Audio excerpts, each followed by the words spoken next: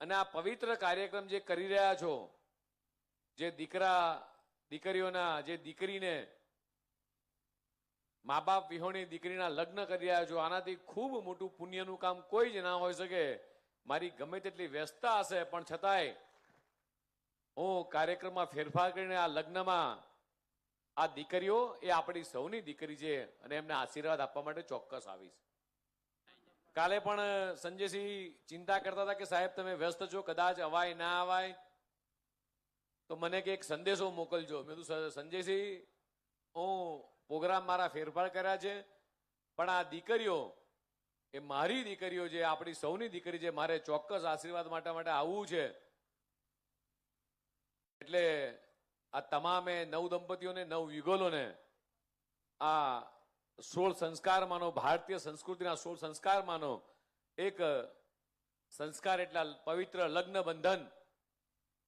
સપ્તપદીના ફેરા, ચોરી થાય, માંડવી સરસ જવારા ઉગે, ગણપતિ દાદાનું સ્થાપન થાય, દીકરીઓ હાથમાં મહેંદી મૂકે અને આ જિંદગીનો યાદગાર પ્રસંગ એક ભય તરીકે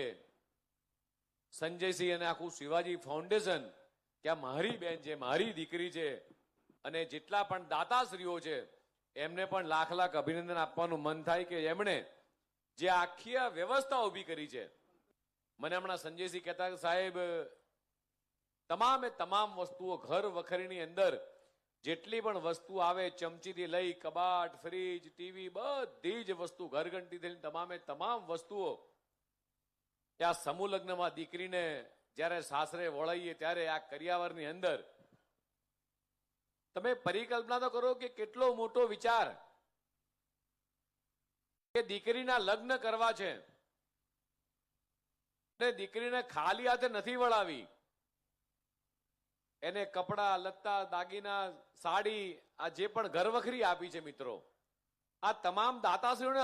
મને અભિનંદન આપવાનું મન થાય કે પોતે કોઈ પણ વ્યક્તિ પોતે પોતાના માટે તો કમાઈ જાણે,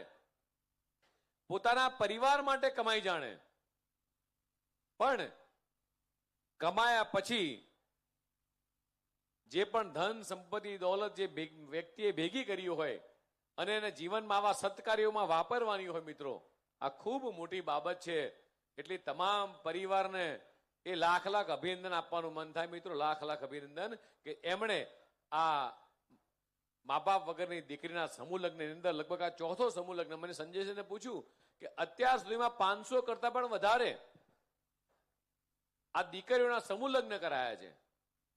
અને અત્યારે જે મને કીધું એમ કે 3000 જેટલી મારી માતાઓ બહેનો જે સ્વયંસેવક બનીને આવી છે, ભજન મંડળની બહેનો એ સ્વયંસેવક બનીને આવી છે.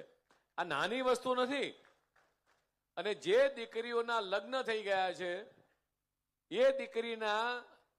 ગામમાં જ્યારે જવાનું થાય ત્યારે અચૂક સંજયસિંહ કે દીકરીના સાર સંભાળો, સમાચાર લાવું કે બેટા તું રાજી તો છે ને. એટલે માત્ર લગ્ન કરાઈને છૂટા થઈ જવું એવું નહીં, પણ એ દીકરીનું ધ્યાન પણ રાખવાનું. એટલે જેટલા પણ અહીંયા પરપક્ષ તરફથી જેટલા પણ દીકરા તરફથી જેટલા પણ આવ્યા છે એ લોકોને મારી વિનંતી છે, બે હાથ જોડીને વિનંતી છે. એક દીકરી એ નાની મોટી પોતાના પિતાના ઘેર થઈ હોય અને જ્યારે દીકરી મોટી થતી જાય, ખોળામાં રમતી રમતી દીકરી મોટી થાય અને ત્યારથી મા બાપને ચિંતા હોય કે મારી દીકરી મોટી થઈ જાય, એનું સારું ઘર મળે, સારું ભણે, અને ત્યારથી લઈને મા બાપ જ્યારે આ લગ્નનો પ્રસંગ આવે ત્યાં સુધી સતત એના મનમાં ચિંતા રહેતી હોય કે દીકરીને સારું ઘર મળે અને એનો સંસાર સાબો ચાલે. અને ત્યારે તમામ વરપક્ષના મિત્રોને મારી નમ્ર અપીલ છે, વિનંતી છે કે આ દીકરી 18 વર્ષની થઈ, એના મા બાપના ઘરે સંપૂર્ણ રીતે સ્વતંત્રતાથી જીવી, ત્યાં મોટી થઈ, જે માટીમાં રમી હતી એ તમામ માટીથી માંડીને ઘર ખોળ્યું બધું જ છોડી અને જ્યારે પારકાને પોતાના કરવા માટે આવે છે ત્યારે દીકરીને ધન્યવાદ આપવા જોઈએ કે કાલ સુધી મારું આ ઘર છે, મારું આ ખેતર છે, આ મારી વસ્તુ છે એમ કરીને જે મોટી થઈ હતી આજે બધું જ જે મા બાપે અથવા સગાવાલા પરિવારના સદસ્યોએ જે સગપણ શોધ્યું છે એમના ભરોસે મિત્રો તમારા જેટલા પણ અહીંયા દીકરા જે લગ્નમાં આવ્યા છે તમારા ભરોસે દીકરાઓ આ દીકરી એમનું પોતાનું ઘર પોતીયું ઘર છોડી અને જે તમારા ભરોસે આવવાની ત્યારે જેટલા પણ અહીંયા જે પણ લોકો જાનમાં આવ્યા છે એ મા બાપને મારી વિનંતી છે કે આ દીકરીને પોતાની કરીને રાખજો. એના જીવનમાં એના સંસારમાં કોઈ પણ પ્રકારની મુશ્કેલી ના આવે. ખૂબ લાડકોડથી દીકરી એના મા બાપના ઘરે ઉછરી હોય અને જ્યારે નવો સંસાર માંડવા જતી હોય તો નાની મોટી કદાચ ભૂલ થાય તો પોતાની દીકરીની ભૂલ થઈ છે એમ કરીને એને એ ખોળે બેસાડજો, એને વહાલ કરજો. જે દીકરી લગ્ન કરીને આવે છે એનું સંસાર આખું જીવન એ આપણા ઘરે એ જ્યારે વિતાવવાની છે ત્યારે એ પારકાને પોતાના કરવા આવી છે. મિત્રો નાની વસ્તુ નથી. જેટલા પણ આ મંચ ઉપર છે અને જેટલા પણ આ સભા મંડપમાં છે એ બધાને કહેવા માંગુ છું કે આ દીકરી એ પારકાને પોતાના કરવા માટે આવી છે. ત્યારે એક દીકરીનું મહત્વ ખૂબ મોટું હોય છે. આજે એક દીકરી તરીકેથી કાલ સુધી આજે લગ્ન મંડપમાં આવી એટલે કોકના ઘરની લક્ષ્મી તરીકે આવે છે. ભગવાન 2 વર્ષે 5 વર્ષે અને ભગવાન સારું કરે એ દીકરી એક માતાના સ્વરૂપમાં આવે છે. અને એમ કરતા કરતા આખી જિંદગી જ્યારે પસાર કરે છે ત્યારે એક દીકરી તરીકેનો રોલ એના જીવનમાં ખૂબ અગત્યનો હોય છે. આ સમૂહ લગ્ન કરો છો ખૂબ સારી બાબત છે, પણ આ જેને પણ આ વિચાર આવ્યો છે સંજયસિંહ તમને નાખી તમારી ટીમને એ લાખ લાખ અભિનંદન આપવાનું મન થાય કે તમે લોકો નિરાધાર દીકરીઓને જેણે રક્ષાબંધન ઉજવી હશે, પોતાના ઘેર દિવાળી ઉજવી હશે, એ દીકરીએ ક્યારેય નહીં વિચાર્યું કે હું આ રીતે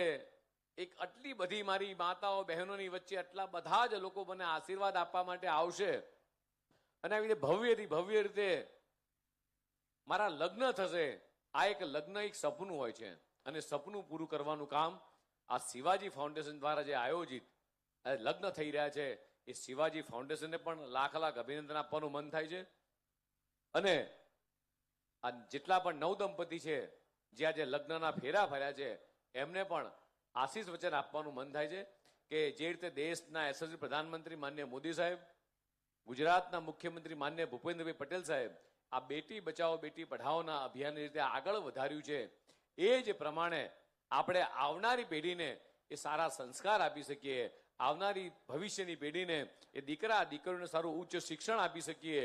સરકારી ઘણી બધી યોજનાઓ પણ છે. સંજયસિંહ કદાચ એની વ્યવસ્થા કરી શકે, કુંવરભાઈનું મામેરું કે 7 ફેરા સમૂહ લગ્નના પણ જે લાભો મળતા હોય એ આ દીકરા દીકરીઓને જે દીકરીના લગ્નમાં લગ્ન થયા છે એને પણ એ લગ્નનો લાભ મળે. સાથે સાથે એવું ચોક્કસ કહીશ કે જેટલા પણ લોકો આ સમૂહ લગ્નમાં જોડાયા છે અહીંયા દાતાઓશ્રીઓ પણ ઘણા બધા, સંજયસિંહ કહેતા સાહેબ ઘણા બધા દાતા મિત્રો પણ એ સામેથી આવી અને મારે આ દીકરીને કંઈક આપવું છે એવા દાતાશ્રીઓને પણ આજે એ લાખ લાખ અભિનંદન આપવાનું મન થાય કે એમણે એ પોતાની ખરી કમાણીમાંથી આ દીકરીઓ માટે જે વિચાર્યું એના માટે પણ એ તમામને અભિનંદન આપું છું. જે રીતે રસોડું હોય, લગ્ન મંડપ હોય, ચોરી મંડપ હોય, આ સમૂહ લગ્નની તૈયારી માટે મને સંજયસિંહ કહેતા હતા સાહેબ કે 2, 3, 4 મહિનાથી આખી કાર્યકર્તાની ટીમ એ કામે લાગી હોય કે કેટલી દીકરીઓના રજીસ્ટ્રેશન કરવા, કેટલા દીકરાના રજીસ્ટ્રેશન કરવા, એમાં કોઈને કોઈ મુશ્કેલી હોય એનું નિવારણ કરવાનું, આ જગ્યાથી માંડીને તમામ પ્રકારની જે આયોજનની ટીમ છે એમને પણ આજને આપના માધ્યમથી અભિનંદન આપવાનું મન થાય કે જે રીતે સુચારુ વ્યવસ્થા ચાલી રહી છે એના માટે પણ તમામને અભિનંદન આપું છું. ફરીથી મારી વાતને વિરામ મૂકતા આ તમામ નવદંપતીઓને આજના દિવસે આ શુભ અવસરે ફરીથી આશીર્વાદ આપું છું. ભારત માતા કી જય, વંદે માતરમ.